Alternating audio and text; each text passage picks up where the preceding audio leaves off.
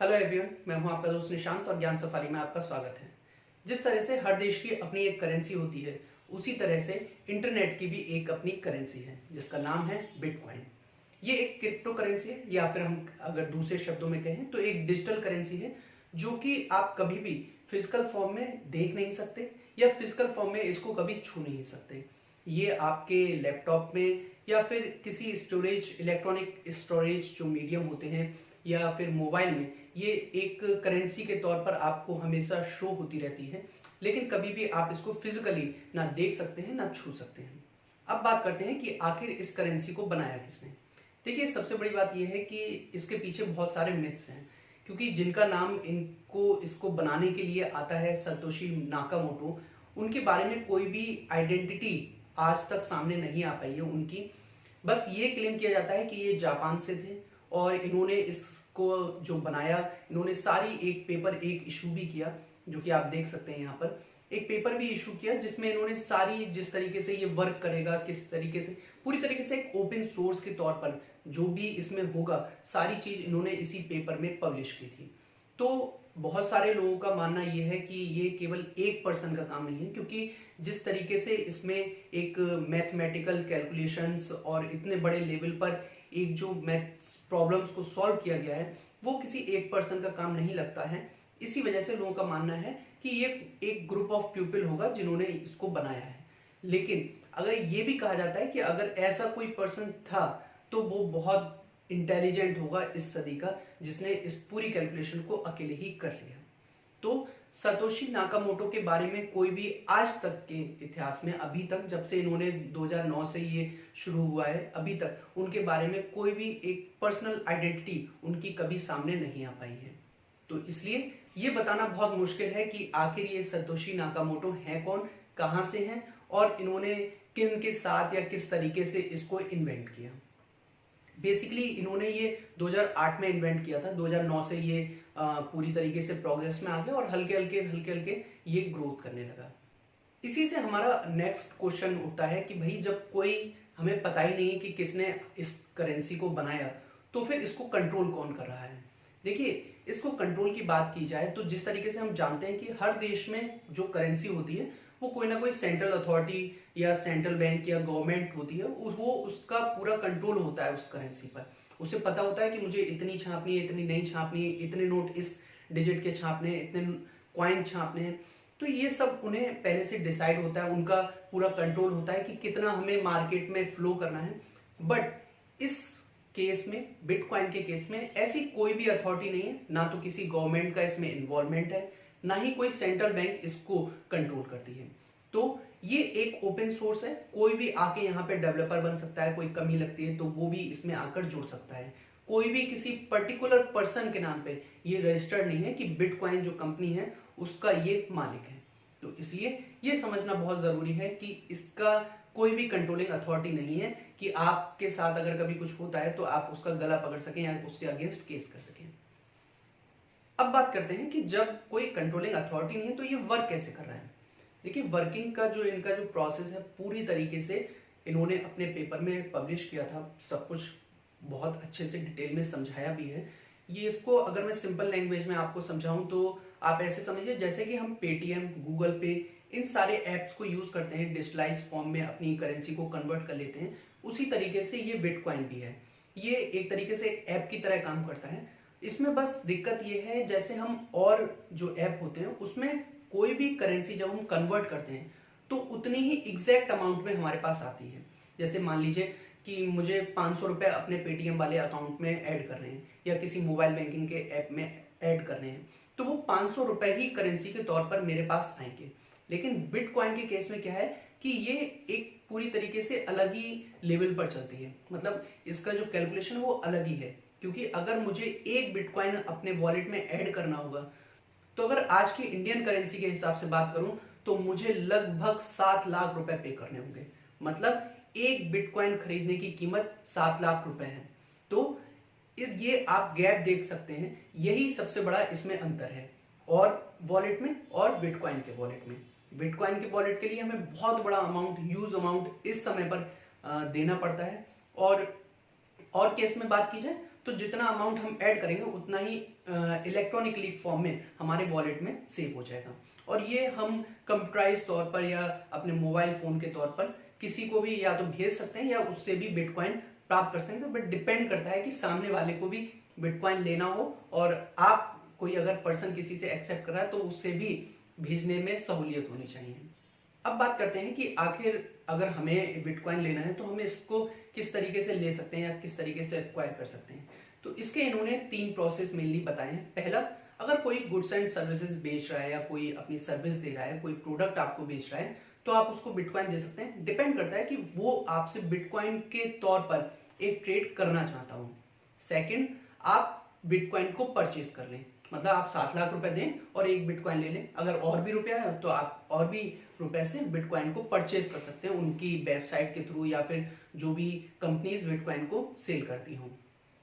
Third process है जो कि सबसे मेन प्रोसेस कहा जाता है, जो कि है माइनिंग का।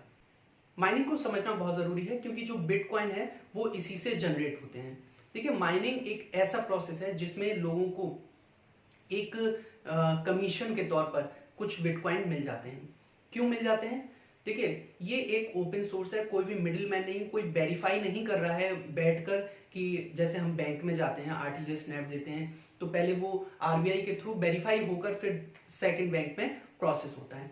लेकिन यहाँ पर कोई मिडिल मैन नहीं है, कोई भी सेंट्रल अथॉरिटी नहीं है कि वो आपके ट्रांजेक्शन को वेरीफाई करे। यहाँ पर लोगों ने बहुत सारे बड़े बड़े कंप्यूटर्स लगा रखे हैं जो कि जब कोई सेंडर उस बिटकॉइन को किसी और को भेज रहा होता है, रिसीवर को, तो उस ट्रांजेक्शन को वेरीफाई करते हैं। तो इसलिए बहुत सारे मिलियंस ऑफ कंप्यूटर्स लगे हुए हैं जो कि इन ट्रांजेक्शन को वेरीफाई करते हैं। और जो भी पर्सन, मतलब जो भी सिस्टम इसको पहले कर लेता है, तो वो सिस्टम जिसने लगाया है एक कुछ बिटकॉइन उसे कमीशन के तौर पर उसको मिल जाते हैं। सीधे अगर सिंपल लैंग्वेज में बात की जाए तो आप सिर्फ ऐसा समझिए, ये जो ट्रांजेक्शन है उसको वेरीफाई करने की कमीशन उस पर्सन को मिलती है जो कि इस ट्रांजेक्शन को वेरीफाई कर देता है जल्दी। ये जरूर याद रखिएगा कि इसको पहले वेरीफाई करना बहुत जरूरी है, उसी पर्सन को कमीशन मिलती है। क्योंकि बहुत सारे लोग एक ही ट्रांजेक्शन को वेरीफाई कर रहे होते हैं टाइम टू टाइम, लेकिन जो सबसे पहले कर लेता है उसी को ये जो कमीशन होता है वो मिल जाता है। आप भी अगर चाहें तो आप भी इसको शुरू कर सकते हैं। आप भी बिना कोई परचेज के बिटकॉइन ले सकते हैं, प्राप्त कर सकते हैं एक कमीशन के तौर पर। लेकिन उसके लिए आपको अपने घर में या कोई सी ऐसी जगह पे बहुत बड़ा एक सिस्टम लगाना पड़ेगा जो इतने बड़े लेवल पर कैलकुलेशन को सॉल्व कर सके, और साथ ही साथ आपका जो बिटकॉइन आपको मिल रहा है उसकी अमाउंट इतनी होनी चाहिए कि जो आपका खर्चा आ रहा है इलेक्ट्रिसिटी कंज्यूम का या फिर जो भी आपने हार्डवेयर सॉफ्टवेयर जो भी आपने लगाया है वो उसकी कीमत से ज्यादा हो। ऐसा ना हो कि बिटकॉइन की कीमत 100 रुपए पहुंच गई और आपका लग गया है 1000 रुपए, तो ये आपका नुकसान हो जाएगा। तो अगर आप करना चाहते हैं प्रोसेस को तो आप इसको कर भी सकते हैं। अब हमारा है नेक्स्ट क्वेश्चन कि आखिर बिटकॉइन क्रिएट कैसे होता है, कैसे बन कैसे रहा है ये अपने आप, किस तरीके से इसकी संख्या बढ़ रही है। तो इसका जो जवाब है वो हमारे लास्ट के जो क्वेश्चन था उसी में छिपा हुआ है, माइनिंग।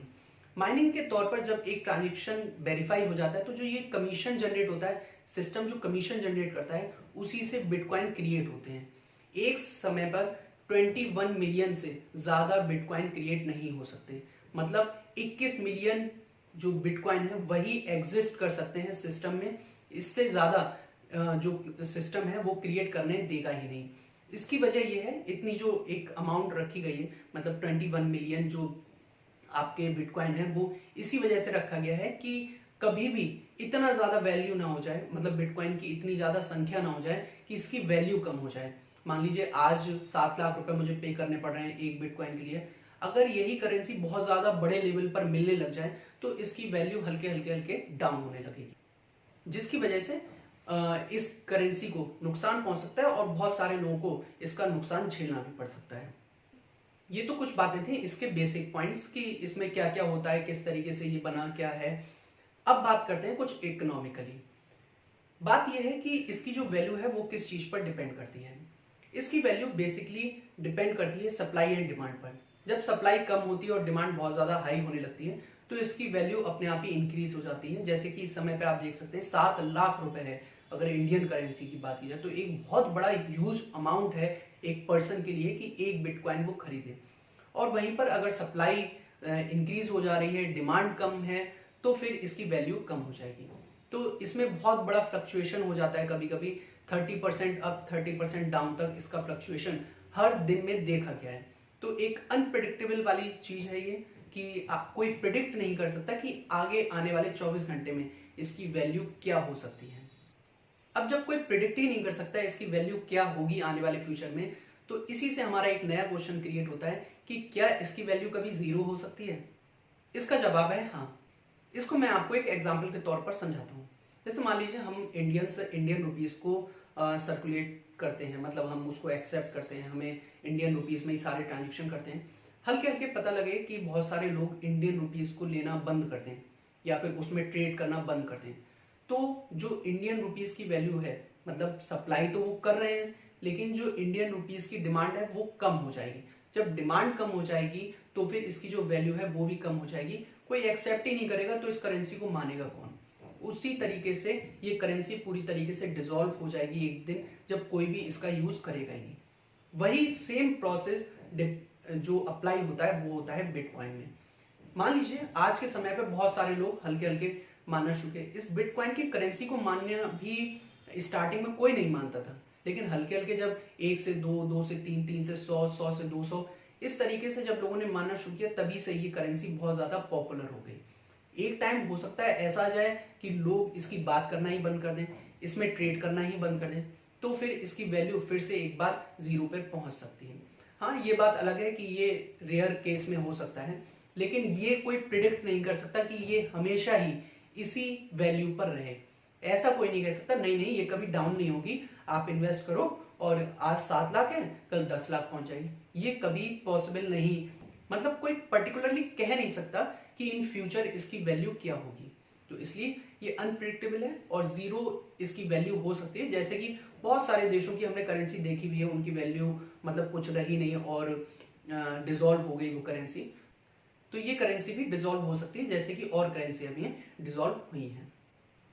अब जब कोई करेंसी डिसॉल्व हो सकती है और वो भी इस तरीके की जिस पे कोई कंट्रोलिंग अथॉरिटी नहीं है, तो हमारा नेक्स्ट क्वेश्चन बनता है कि क्या ये करेंसी सेफ है, क्या इसमें जो हम ट्रांजेक्शन कर रहे हैं वो सेफ है। क्योंकि हम तो किसी का गला तो पकड़ने जाएंगे नहीं। अगर हमारा ट्रांजेक्शन फेल हो गया, उस पर्सन को नहीं मिला, तो हम उसका कोई कस्टमर केयर तो है नहीं कि हम उस पर कंप्लेन कर देंगे या कुछ। तो इसका जवाब है ये है कि देखिए ये एक ओपन सोर्स है।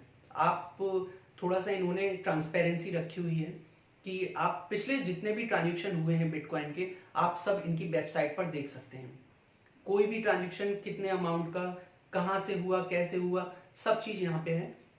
जो सेंडर होता है, रिसीवर होता है, उनके एड्रेस भी होते हैं। एड्रेस का सेंस ये है, जब बिटकॉइन एक वॉलेट बन जाता है तो उनमें एक एड्रेस जनरेट हो जाता है, जो कि उनकी आइडेंटिटी को डिस्क्लोज करने के लिए नहीं, एक उनका पर्टिकुलर जैसे एक आईडी बन जाती है ना, उसी तरीके से एक बिटकॉइन की आईडी बन जाती है।